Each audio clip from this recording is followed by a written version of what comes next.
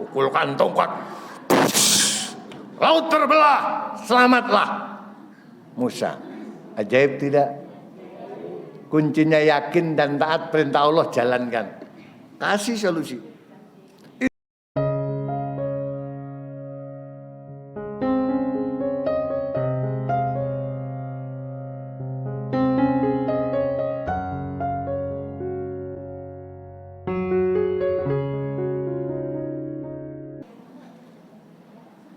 Bismillahirrahmanirrahim. Assalamualaikum warahmatullahi wabarakatuh.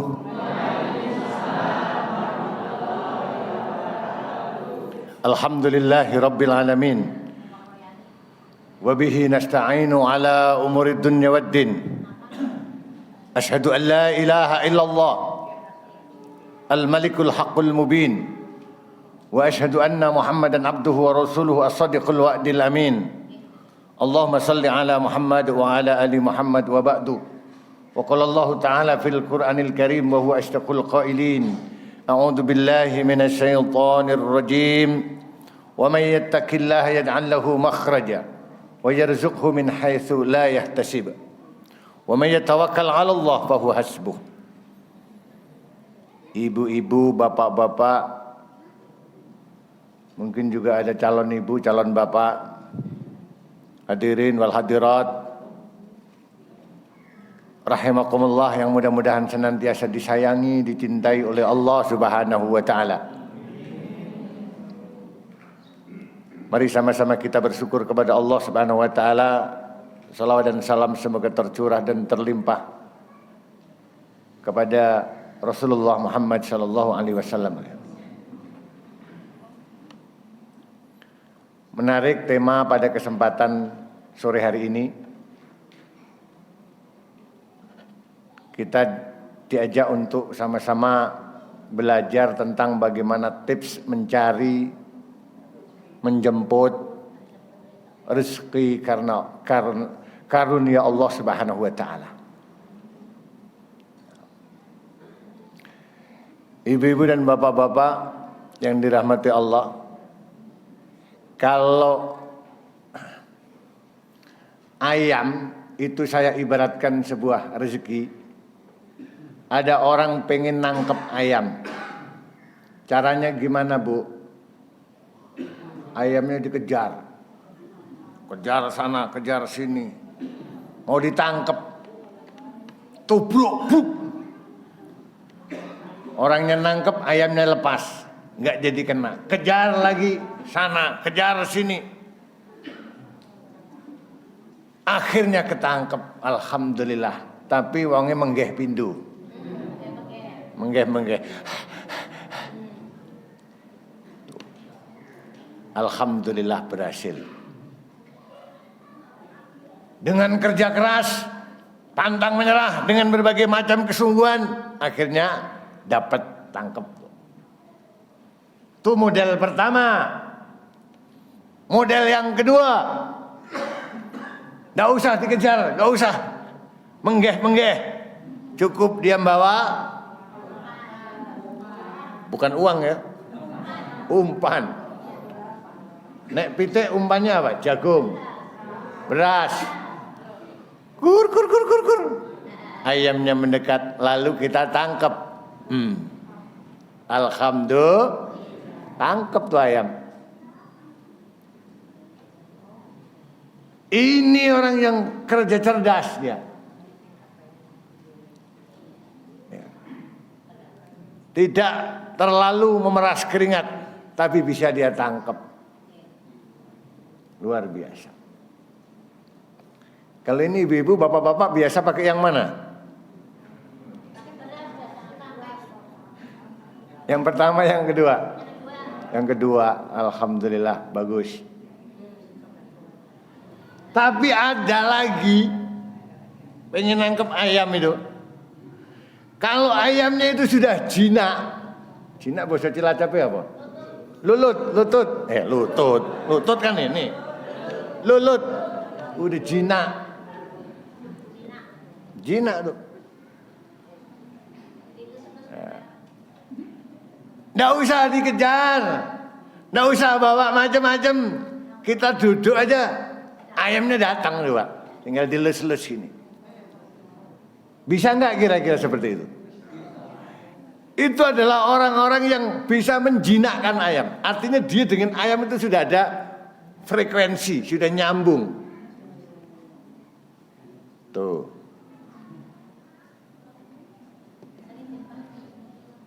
Itulah yang sering kalau Ustaz Nasrullah katakan duduk diam rezeki datang sendiri. Ada loh orang rezeki itu dikejar, kejar sana, kejar sini. Kadang dapat, kadang nggak dapat. Nggak salah, orang dia punya modalnya, semangat, bagus itu. Tapi ada orang yang duduk, tuh ayam bisa datang sendiri. Ada frekuensi. Nah. Dengarin dulu Bapak Ibu ya. Makanya menarik pertanyaan ditanyakan ya. Tentu ada ilmu, ada cara. Cari rezeki. Untuk mendapatkan rezeki, secara garis besar pertama ada yang namanya asbab madiyah. Cara-cara yang material yang selama ini kita pelajari. Kerja keras.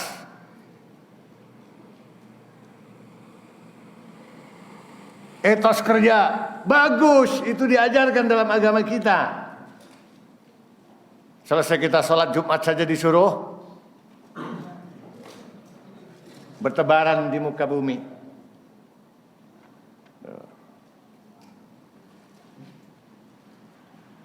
Bahkan kita lihat bagaimana Islam itu sangat menekankan jadi orang jangan pemalas, tapi rajin bekerja. Kalau seandainya tahu besok pagi kiamat, di tangan masih ada benih, apa yang kita lakukan? Maka tanamlah. Coba. Umpama wae dhewe iki ngerti sesuk-esuk iki kiamat, kok isih nyekel wine, itu bukan buanglah, bukan, tapi tanamlah. Lha wong sesuk kiamat kok ditanam nggo apa gitu kan. Itu wujud bagaimana Islam itu mengajarkan untuk berkarya. Berkarya.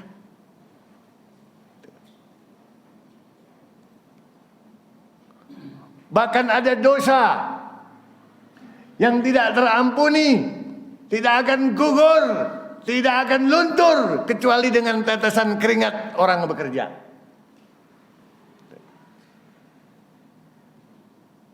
Dosa itu kan macam-macam. Ada yang dosa pakai istighfar hilang, ada dosa minta maaf hilang. Tapi ini ada dosa yang kok nggak hilang-hilang ini. Dipakai sholat nggak hilang, dipakai puasa nggak hilang. Hilangnya pakai apa? Pakai tetesan keringat kita bekerja.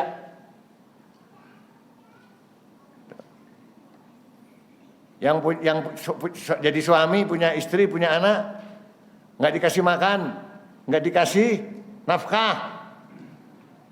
Kira-kira dengan minta maaf selesai? Dengan puasa cukup? Kan enggak kan? Itu contoh. Inilah yang sering kita sebut dengan asbab madiyah. Asbab materi. Tapi yang kedua itu ada asbab diniyah. Sebab tertariknya rezeki, sebab kita dapat rezeki dikarenakan kita taat kepada aturan-aturan agama. Yang ini kalau menurut teori barat kadang nggak masuk. Contoh sedekah, itu contoh paling gampang untuk bikin contoh. Sedekah itu rezeki kita berkurang apa bertambah? Kalau menurut teori logika kita, teori ini kebanyakan orang, teori orang barat misalnya. Sudah, kita punya duit,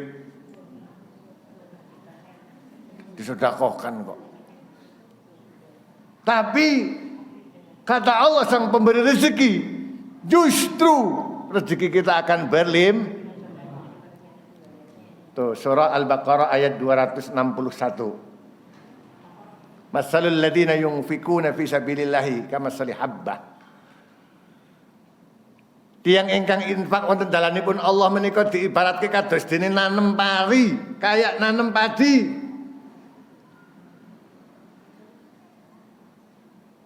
Satu benih ditanam, tumbuh 7 tangkai.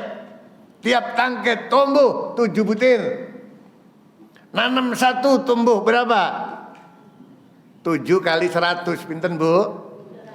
200. Nek urusan hitung-hitungan apa mah duit, ibu-ibu pasti pinter. Tuh. Nanam 1 tumbuhnya 700. Itu ibarat orang sedekah. Kita ngasih sedekah sama orang nyoh. Sedekah sak nyoan nih, sak nyoan. Nyoh. Gusti Allah ngijoli, Allah membalas, kita 1 kali nyoh, Allah ngasihnya 700 nyoan. Oh. Awake dhewe mung nyoh, Allah balas nyoh ping 700 nyoan. Tuh. Dahsyat bukan?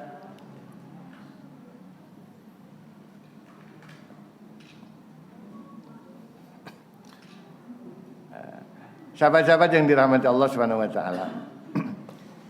Hidup kita dalam soal rezeki itu memang pertama ada yang bisa kita cari dengan cara-cara biasa. Cara biasa kita kerja. Kalau istilah singkatannya itu gimana tuh? P5 atau P6 atau P12 tuh. Pergi pagi pulang petang, penghasilan pas-pasan. Udah pergi pagi pulang petang, penghasilan pas-pasan. Itu cara-cara yang biasa. Hidup dengan hidup yang biasa. Tapi ada cara-cara ajaib. Hidup yang ajaib. Hidup yang penuh berkah. Selama ini barangkali kita memakai cara-cara biasa. Cara-cara logika saja. Cara-cara asbab manual. Wes gitu. Cara-cara hitung-hitungan matematika kita, bukan matematikanya Allah, bukan matematikanya rezeki. Ya karena mungkin sejak SD kita diajari kayak gitu ya, diajari.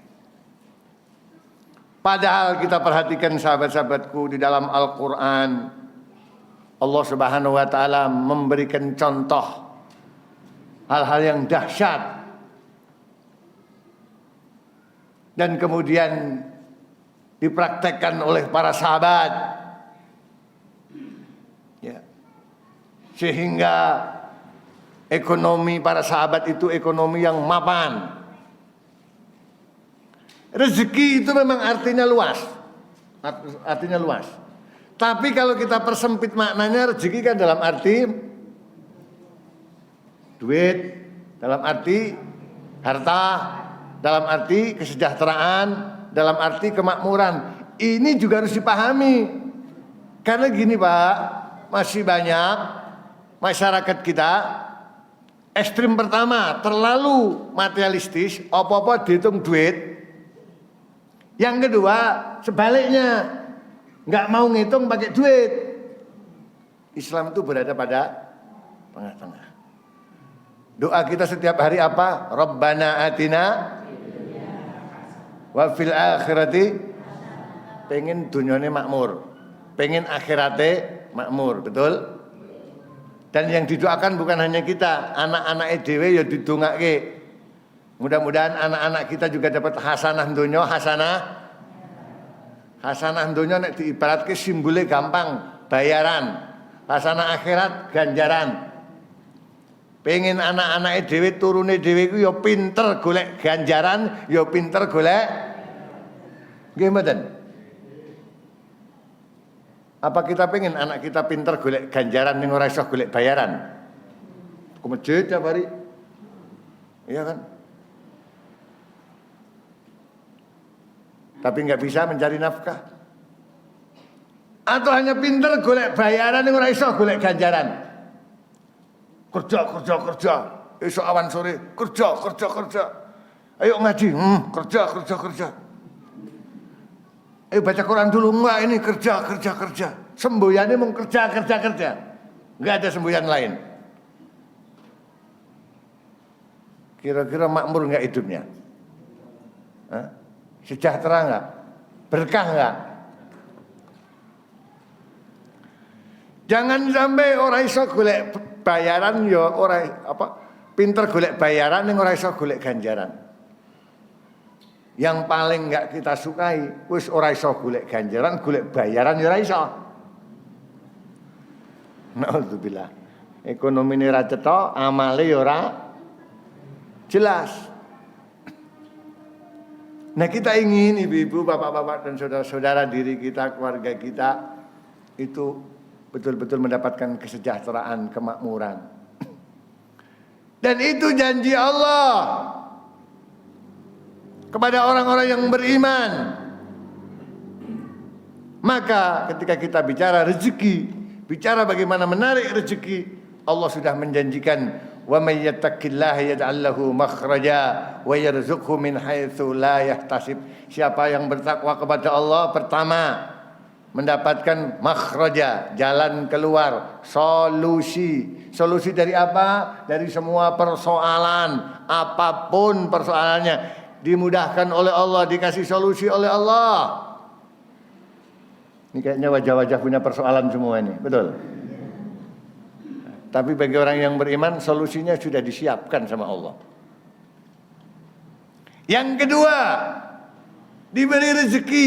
Dari mana? Dari arah yang tidak disangka-sangka. Rezeki ada yang kita sangka, tapi yang tidak disangka jauh lebih banyak. Maka bicara soal rezeki jangan hanya mengandalkan yang bisa kita hitung.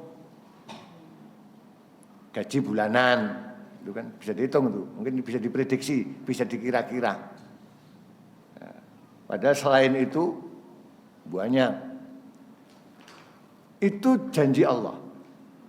Belum di ayat lain, misalkan surah An-Nur ayat 55, wa'adallahu alladhina amanu wa amilu solihati la yastakhlifannahum fil ard. Allah berjanji orang-orang yang beriman, beramal soleh akan mendapatkan la yastakhlifannahum fil ard, kekuasaan, kesejahteraan, kemapanan, kemakmuran di bumi loh. Bicaranya bumi dulu, nah, baru nanti di akhirat. Walaqad katabna min ba'di dzikri anal ardo yarisuha ibadiyas salihun. Surat Al-Anbiya ini ayat 105. Allah menetapkan apa ketetapan Allah? Anal ardo, sesungguhnya bumi ini yarisuha ibadiyas salihun, Allah wariskan kepada orang-orang yang saleh. Orang-orang saleh itu berhak mewarisi bumi ini. Mewarisi berarti menguasai, berarti memiliki. Tuh. Dan ternyata para sahabat sudah menunjukkan, mempraktekkan itu semua.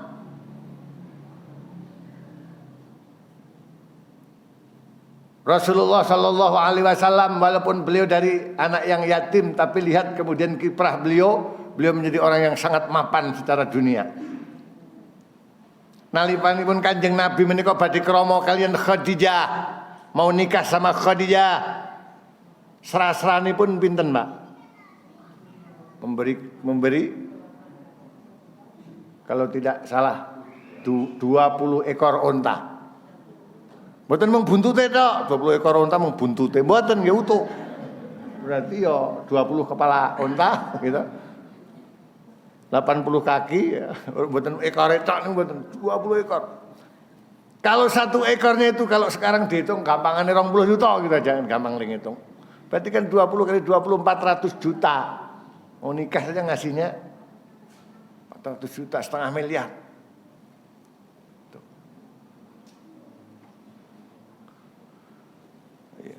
Kemudian para sahabat, ada 10 sahabat yang dijamin masuk surga. Itu adalah orang-orang yang mapan semua ekonominya. Kaya raya, sejahtera. Abu Bakar As-Siddiq terkenal tukang membebaskan budak. Umar bin Khattab, Uthman bin Affan, apalagi seorang sahabat yang namanya Abdurrahman bin Auf. Ini sahabat-sahabat pilihan nih mas, yang dijamin masuk surga. Mubasyiruna bil jannah, dikabari gembira surga bagi dia. Oh gitu ya, jadi orang Islam itu bukan kemudian terus jadi wong melarat gitu ya. Itu kan karena pengaruhnya Senuk Orgronya itu barangkali ya. Penjajah dulu pengen umat Islam ini jauh dari ekonomi, jauh dari politik, dari kekuasaan, jauh dari peradaban. Yang penting Islam ini isak subuh, luhur, asar, maghrib, disingkat Islam. Padahal orang yang lahor ya, dipaksa-paksakan. Pokoknya Islam ini isak subuh, luhur, asar, maghrib wis. Itu bagian dari Islam. Sehingga kadang-kadang kita nyanyi di surau-surau kecil sambil semangatnya, rugi donya ora dadi ngapa, sing penting mlebu swarga. Rugi donya ora dadi ngapa, sing penting mlebu swarga. Betul, Bu? Betul, Mas? Ngoten niku? Oh, mboten. Lah sing pengen rugi donya sapa? Nah itulah kenapa meraih surga harus pakai rugi donya. Wong doanya Rabbana atina.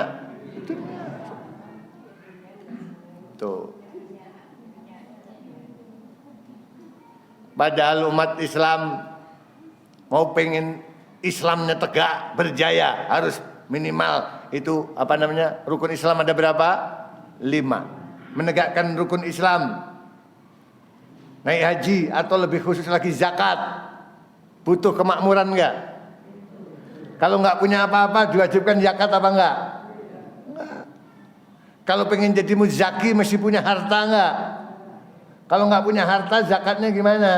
Bukan cuma zakat fitrah, zakat mal juga. Berarti kalau kita pengen menegakkan rukun Islam, paling enggak kita juga harus punya duit, punya harta.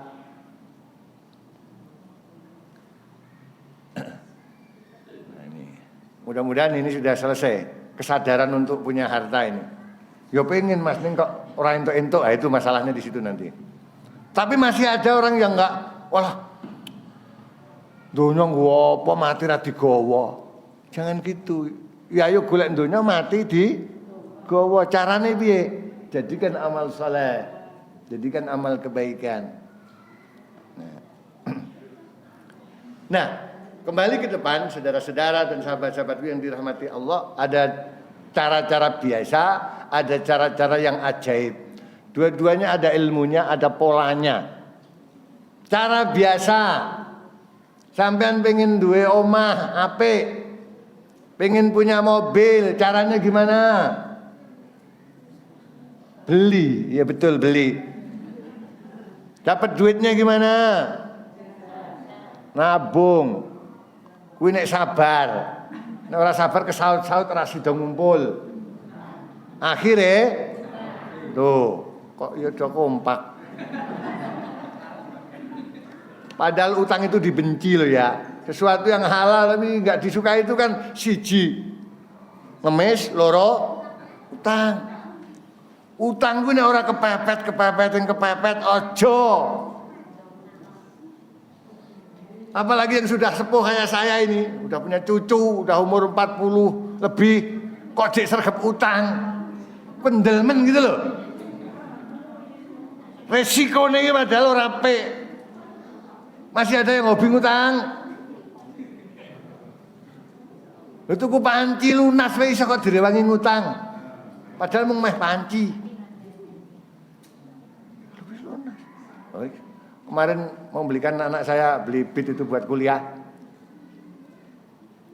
Kuwi nek kredit langsung dikasih. Tapi kalau cash nanti Pak nunggu sebulan lagi. Loh, lah kepiye to iki? Nek cash ki langsung dikei barangnya. Oh mau saya ngredit nggak mau. Akhirnya milih yang cash, nggak pengen kredit kok. Nah, inilah hobi-hobi yang tidak baik. Ini cara biasa, akhirnya ngutang. Punya rumah, lawangnya dibuka, ditutup pintunya, punya mobil masuk, pintunya dibuka, ditutup,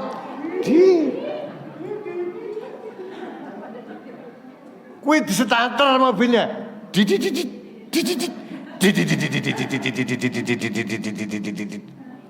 pulang ke rumah gitu, buka kulkasnya dibuka juga, lah kok kabeh jadid. Ya. Itu cara-cara yang biasa banyak dilakukan orang. Nah, cara yang luar biasa, ini cara yang luar biasa, cara yang ajaib. Ya. Kita memenuhi hak-hak yang diperintahkan oleh Allah, tetapi ada plusnya. Plusnya apa? Tadi asbabud diniyah tadi dilakukan. Kita sedekah, kita infak, kita menolong sesama. Ya. Akhirnya Allah memberikan cara yang ajaib. Kok cara ajaib? Pengen naik haji. Pengen naik haji nih. Tiba-tiba ada yang ngasih jalan, yuk mangkat haji. Lah kula dereng siap, wis gampang kok tak bayari. Saged mboten kinten-kinten ngoten niku? Bisa. Ada haji, makanya ada haji sebutannya Haji Abidin atas biaya dinas. Ada Haji Wahyu sawahe payu. Ada Haji Sokeh sokongane wong akeh. Iya, anak-anake ponakane urunan kono. Mbah, Pakde tindak haji. Lah aku ini pun urunan. Ponakan-ponakan wong bidal niku Haji Sokeh sokongane wong akeh. Saya punya pengalaman juga naik haji, enggak modal. Modalnya semangat. Pengen ya Allah, saya pengen banget naik haji ya Allah, beri kemudahan. Nyimpen si haji, simpanan haji. Sebulan saya simpen di BMT waktu itu 500.000. Kuwate lagi kui menurut hitungan saya 500 gue kayak ngantek kapan gitu ya. Baru 5 bulan berarti duit saya berapa? 2.500.000. Tiba-tiba nang mangkat sudah ada yang bayarin gitu loh. ONH plus lagi. Karena waktu itu nggak ada apa, nggak ada cerita, tiba-tiba disuruh lomba pidato ngeten iki. Pidato di kantor, masuk bawa ke Kanwil masuk ke Jakarta, nggak tahu nanti hadiahnya apa. Pas rapat ngeten iki diumumke si A, si B, si C, alhamdulillah menang, besok berangkat haji plus, nggak pakai tunggu. Ya Allah, saya bersyukur. Makanya teman-teman kadang nyebut saya hajinya haji halo, hadiah lomba. Hadiah lomba. Itu tentang keyakinan terhadap doa. Nah, nanti ada jurus-jurusnya, jurus-jurus yang mendatangkan rezeki Allah, yang ajaib tadi loh. Yang ketika jurus-jurus itu kita lakukan ternyata luar biasa, tiba-tiba mendapatkan rezeki. Itulah Ustaz Nasrullah itu sampai menyusun buku, namanya buku Rahasia Magnet Rezeki. Dulu mau dikasih judul Mihrab Rezeki. Karena inspirasinya beliau tulis dari surah Maryam. Yaitu ketika Maryam duduk di mihrabnya. Maryam itu duduk di mihrabnya. Kullama dakhala 'alaiha Zakaria al-mihraba wajada 'indaha rizqa. Setiap Zakaria itu deketin wonten mihrabnya Maryam. Mihrab ki nek cara basa Jawane apa ya? Kamar apa sentong lah ya. Untuk ibadah dia itu. Mihrab. Ya. Kok selalu ketemu rezeki? Rezekinya apa? Ada kue, ada minuman gitu ya. Ada roti gitu ya. Kalau Maryam itu rezekinya makanan buah-buahan. Bahkan di beberapa kitab tafsir dituliskan makanan yang buah-buahan yang tidak pada musimnya. Orang usum itu, tapi ada di situ. Kaget Zakaria. Padahal tidak ada supermarket, tidak ada pasar buah. Zakaria kaget. Maryam juga nggak pernah jalan-jalan, nggak pernah ke pasar, nggak pernah ke toko, nggak pernah ke mall. Lah kok ada buah-buahan lengkap komplit. Zakaria bertanya, ya Maryam, dari mana kau peroleh rezeki ini? Apa jawab Maryam? Ini semua dari sisi Allah. Innallaha yarzuqu man yasha'u bighairi hisab. Allah memberi rezeki kepada siapapun tanpa perhitungan. Makanya buku itu mau ditulis, mau dikasih judul tadinya, Mihrab Rezeki. Tapi kok sama Mas Ipo Santoso dikasih masukan, jangan mihrab rezeki, kurang populis, kurang populer. Akhirnya judulnya diganti Magnet Rezeki. Inspirasinya sama. Yaitu apa? Berangkat dari keyakinan bahwa rezeki itu ajaib. Rezeki itu datangnya tidak disangka-sangka. Rezeki itu datangnya tidak bisa diduga. Yang perlu kita latih adalah keyakinan kita, ketawakalan kita, kesungguhan kita berkaitan dengan masalah rezeki. Pertanyaannya, adakah keajaiban? Keajaiban itu enten mboten, Pak? Adakah keajaiban? Pernah dengar? Nate ngeliat? Pernah ngalami? Pernah ngalami, Bu? Oh, belum. Keajaiban ada enggak? Ada. Bahkan di dalam Al-Quran Allah sebutkan banyak sekali keajaiban. Contoh Nabiullah Ibrahim alaihissalam diobong karo Raja Namrud. Bong. Kira Anoman. Kalau Anoman kan kisah, kalau ini nyata. Apakah Nabiullah Ibrahim terbakar? Tidak. Ya naru kuni bardan wa salaman ala Ibrahim. Wahai api, dingin, selamatkan Ibrahim. Surah Al-Anbiya ayat 69 tuh. Ajaib tidak? Ini dongeng apa kisah nyata? Yakin? Kenapa yakin? Ada di Quran.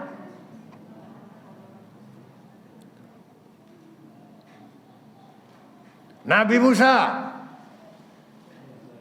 dikejar-kejar sama pasukannya Fir'aun. Fir'aun dan pasukannya. Nabi Musa dikejar sampai di tepi laut, depan Laut Merah, depan lautan tuh. Di belakang saking katebian menika sampun ketinggal kawis toro Fir'aun sak wadya balanipun sudah makin mendekat. Mongko wadya balane Fir'aun nggawa senjata komplit. Ana sing jenenge tombak, ana sing jenenge painah, ana sing jenenge pedang. Maka pengikutnya Musa matur begini, innal mutrakun, sungguh kita pasti akan terkejar. Wah, kecekel iki, habislah kita, entek awake dhewe. Apa kata Nabiullah Musa alaihissalam? Kalla inna ma'iya rabbi sayahdin. Enggak, kita enggak akan terkejar. Sungguh Allah bersama kita dan pasti akan ngasih petunjuk, ngasih solusi. Ngasih solusi. Dan ternyata solusinya tidak jauh, dekat.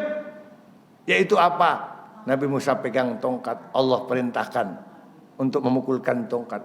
Nabi Musa taat kepada perintah Allah. Orang buat apa ya Allah, masa dipukul begini? Enggak tawar-nawar. Enggak, itu perintah Allah. Pukulkan tongkat. Laut terbelah, selamatlah Musa. Ajaib tidak? Kuncinya yakin dan taat perintah Allah, jalankan. Kasih solusi. Itu rezeki selamat dari kepungan Fir'aun. Lah itu kan nabi, yang bukan nabi kayak tadi Maryam. Ada lagi pengikutnya Nabi Sulaiman. Nalikanipun Sulaiman kalian para punggawanipun menika wonten ing pakempalan ngaten. Pengen menaklukkan sinten? Bilqis. Caranya menaklukkan gimana? Undang dia, kemudian singgasananya, singgasana menika dampar kencono, tempat duduknya. Bawa ke sini biar kaget, padahal jaraknya jauh. Maka ditawarkan kepada para hulu balang, siapa yang bisa bersedia membawa singgasananya Bilqis ke sini sebelum dia datang udah nyampe gitu. Maka ada pengikutnya Fir'aun mengatakan, saya siap wahai baginda. Namanya Ifrit. Ifrit itu bangsa jin. Berapa lama sebelum pertemuan ini selesai? Sebelum engkau bangkit dari tempat dudukmu? Sebelum pertemuan selesai ya kira-kira sak jam rong jam kas gitu ya. Ada yang lebih cepat karena Bilqis sudah mau datang nih. Maka berangkat, maka angkat tangan menunjukkan jari. Siapa pengikut Musa? Seseorang si fulan. Ya, para ulama menyebutkan di antaranya nama beliau itu adalah Asif bin Barkhia. Ya, disebutkan dalam surah An-Naml, Asif bin Barkhia mengatakan, aku siap akan memindahkan singgasananya Bilqis sebelum matamu berkedip. Celing. Sebelum matamu bahasa Indonesia, jangan bahasa Jawa ya, bahasa Jawa kok rapi enak. Sebelum matamu berkedip kan enggak enak. Ini matamu bahasa Jawa, bahasa Indonesia. Saderengipun paningal panjenengan kedip celing. Langsung pindah. Tuh. Belum ada wa itu belum ada, WA belum ada. Ya, kalau wa kan celing. Yang dikirim tulisan, ini yang dikirim singgasana. Belum lagi kisah Maryam. Kita sebagai seorang muslim mempercayai, mengimani bahwa keajaiban-keajaiban itu memang ada. Pertanyaannya, untuk apa kisah-kisah itu diceritakan kepada kita? Untuk apa kisah-kisah keajaiban ya, diceritakan kepada kita di dalam Al-Quran? Untuk apa Pak? Untuk apa? Biar tambah yakin. Ya betul, gitu aja, biar tambah yakin. Terus untuk apa lagi? Buat ngajarin anak-anak kita. Iya betul, buat apa lagi? Biar tambah mantap akan kekuasaan Allah. Iya betul. Untuk diteladani boleh enggak Bu? Untuk dicontoh bisa? Yang baik-baik. Dengan kata lain dipraktekkan. Al-Quran itu untuk dipraktekkan. Tambah yakin betul dengan baca Quran, tambah yakin, tambah tenang, tambah bahagia. Tetapi banyak perintah-perintah dalam Al-Quran itu untuk diteladani. Artinya dipraktekkan.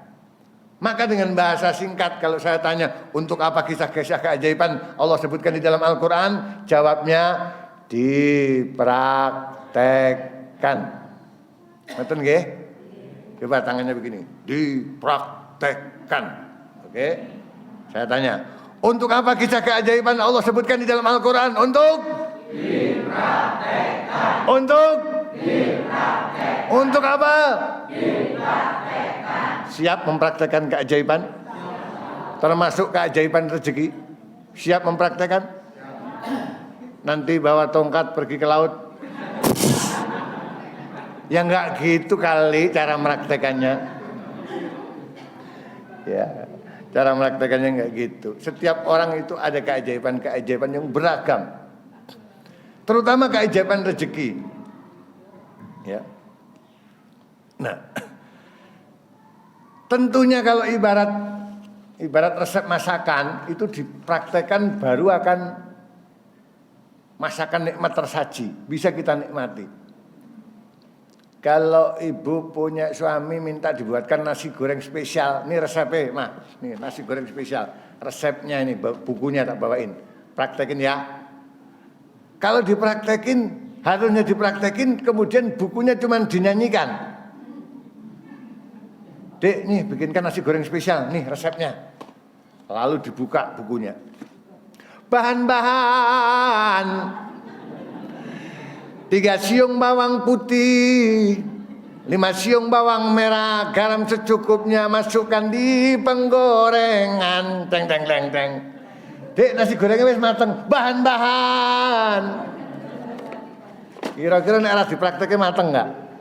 Nikmat enggak? Iya. Alhamdulillah kita sering baca Quran, dapat pahala, dapat ganjaran, betul. Tambah yakin betul, tetapi harus kita ingat, praktekkan dong. Praktekkan sesuai dengan kemampuan kita, seoptimal kemampuan kita. Yang kita baca, kita hafalkan, kita dalami, kita yakini, kita amalkan. Termasuk salah satunya bagaimana keyakinan kita terhadap rezeki. Nah, maka Allah bisa memberikan mukjizat kepada para nabi. Allah bisa memberikan karomah kepada para solehin. Allah juga bisa memberikan maunah, pertolongan ya kepada siapapun. Keajaiban itu terjadi dan alhamdulillah sering kita saksikan, bahkan kalau kita jeli sering kita itu mengalami. Nah, inilah yang kemudian kita pelajari, pola-polanya kita pelajari, kita amalkan. Nah, kemudian kita syukuri sehingga perjalanan hidup kita, khususnya soal rezeki, itu menjadi ajaib. Menjadi ajaib. Ya. Naik haji bisa gratis, punya mobil nggak harus kredit, ya kan? Anak-anak sekolah nggak perlu, kemudian kita ngutang-ngutang. Itu ada pola-polanya. Nah, karena keterbatasan waktu hanya sampai jam 5 harus selesai, ya.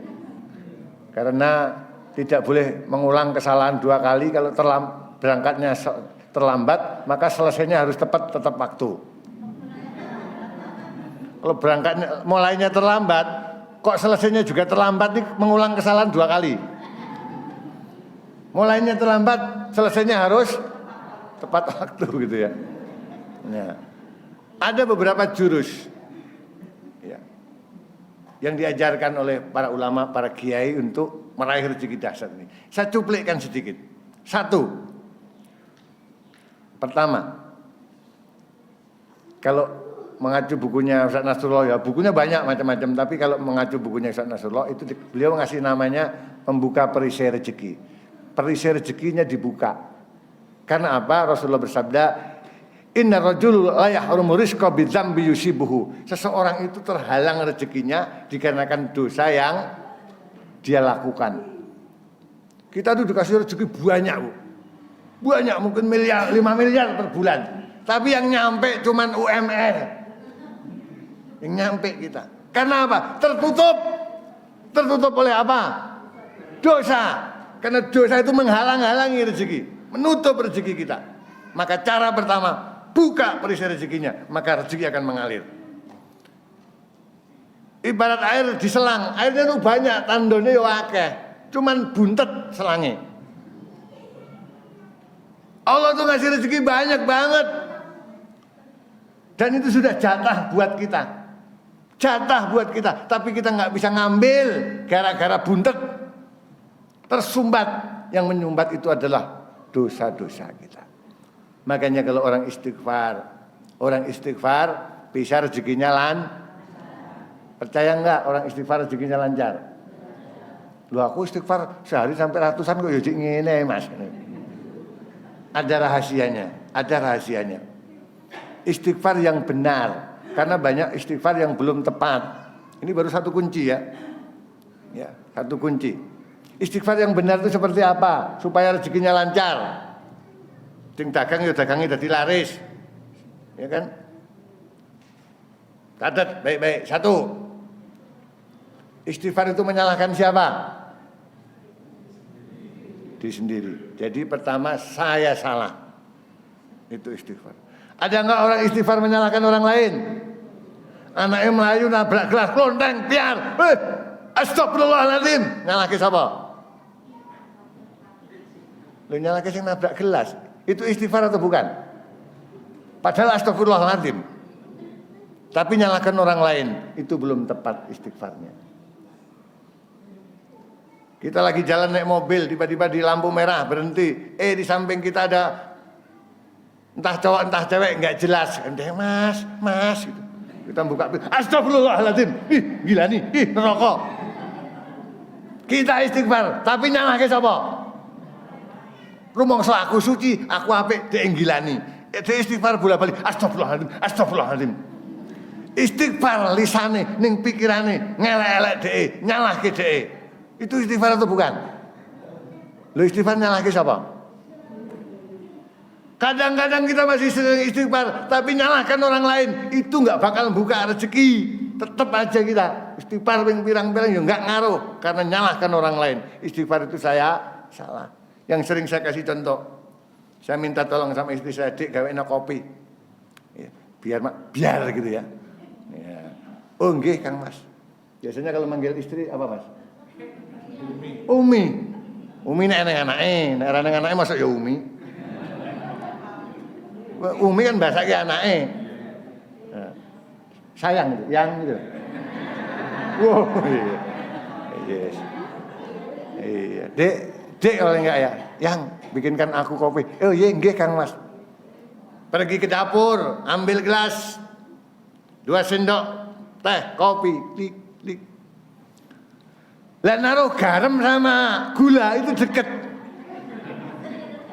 Garam zaman sakniki gitu ya lembut kayak gula kayak gitu. Yes. 2 sendok.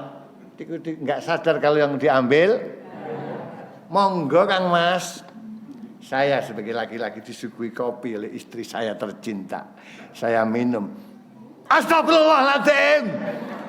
Ngombe karo istighfar banter banget. Nyalahke sapa? Nyalahke sapa? Halo. Nyalahkan siapa? Nyalahke bojo. Ini istighfar nggawa rezeki apa ora? Istri disalahke. Kira-kira seneng enggak istri? Dek kowe iki iso gawe kopi ora? Gene matamu ki 4, 2 plus kacamata. Bedake gula karo uyah wae ora iso. Suami marah, istri gimana? Malah tambah marah istri. Genti cincing nyuding. Pakne kowe iki jane gawe dhewe rak ya iso to. Aku mau ki jane ki repot ngurusi anakmu 5 ki lho. Wong teko gawe dhewe malah dibales omongan ping 23. Istighfarnya bukan tambah rezekinya, istighfarnya rezekinya malah melayu. Karena istighfar nyalahke sapa? Jangan diulang, Pak. Kalau ada sesuatu yang enggak nyaman, kesalahan entah yang salah siapa, kita buru-buru istighfar. Istighfar nyalahkan siapa? Saya yang salah. Jadi begitu minum kopi, astagfirullahaladzim. Ada apa toh Mas? Ora Dik, aku sing salah. Itu istighfar yang bakal bawa rezeki itu kayak gitu itu. Katanya suruh bikinkan kopi, mbok diunjuk monggo. Astagfirullahaladzim, aku sing salah Dik. Lu ada apa? Nggak apa-apa, aku yang salah. Istrinya deket, jane iki eneng apa to? Alah sini kayak Pak Ne. Ngapura Pak Ne, saya tadi tergesa-gesa. Ngapura ini tadi keliru. Apa tak gawe kemana? Ora Dik, aku sing salah. Kenapa itu mendatangkan rezeki? Dan kenapa kita tidak menyalahkan istri kita? Karena apa? Kita menyadari saya yang salah. Lu salahku apa? Kan paling itu. Wong sing gawe bojoku, sing salah ya gawe to. Coba ketika kita dihadapi sesuatu yang tidak nyaman kemudian kita istighfar astagfirullahaladzim. Tidak mesti kita nyalahkan yang buat. Begitu kita minum kopi, astagfirullahaladzim. Ya Allah, mungkin aku kurang gemati sama istri saya sehingga engkau tegur aku dengan kopi rasa oralit. Barangkali ya Allah saya ngasih nafkahnya kurang sehingga engkau tegur aku yang salah ya Allah, aku yang salah. Atau ya Allah mungkin aku tadi di jalan lirik bojone wong liya. Nah, sehingga engkau tegur diriku dengan kopi rasa enggak jelas ini ya Allah. Ampuni aku, astagfirullah, ampuni aku ya Allah. Eneng apa ta Mas? Ora Dik, aku sing salah. Kalau gini ini rezeki datang berpelukan gitu, rukun itulah. Maka saya yang salah. Mulai sekarang Lakukan istighfar, tapi jangan pernah nyalahkan orang lain. Nyalahkan siapa?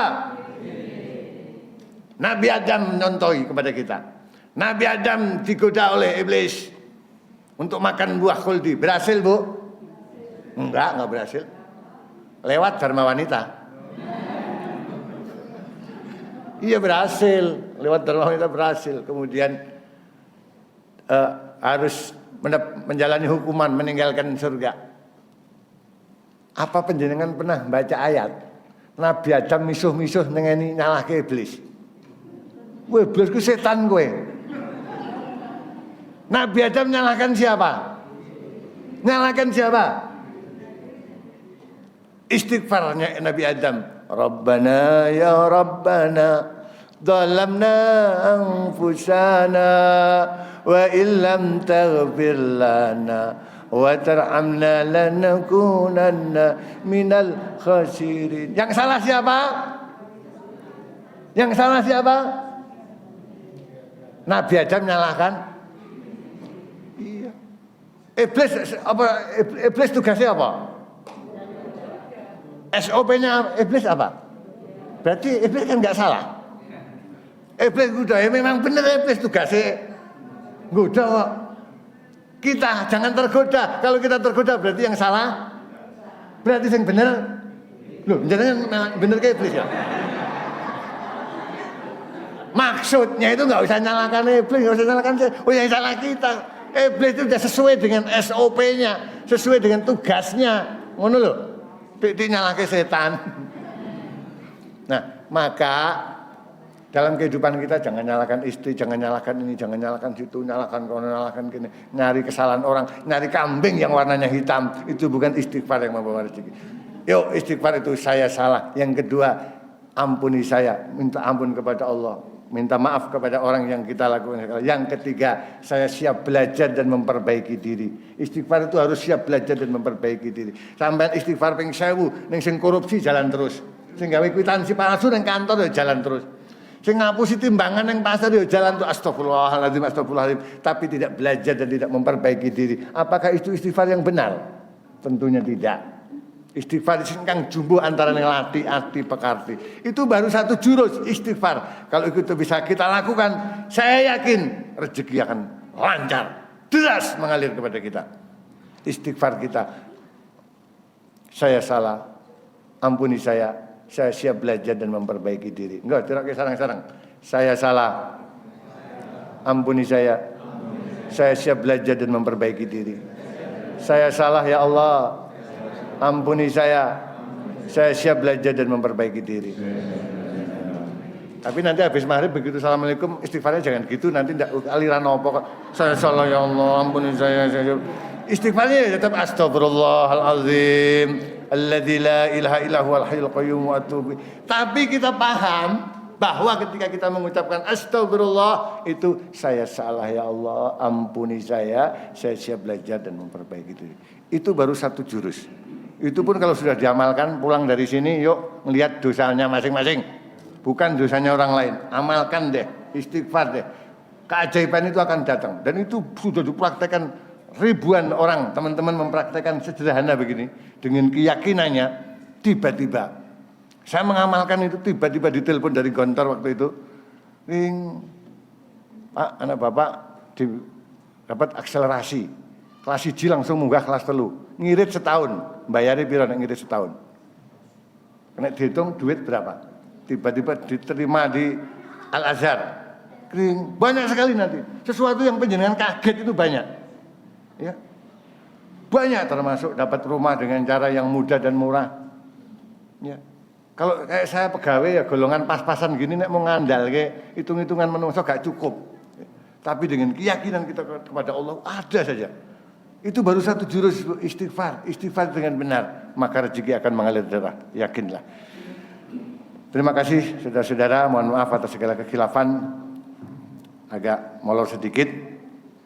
Masih banyak cara-cara yang lain, jurus-jurus yang lain yang ini diajarkan dalam agama kita, yaitu jurus yang dahsyat, jurus yang kemudian mendatangkan rezeki yang tidak disangka-sangka.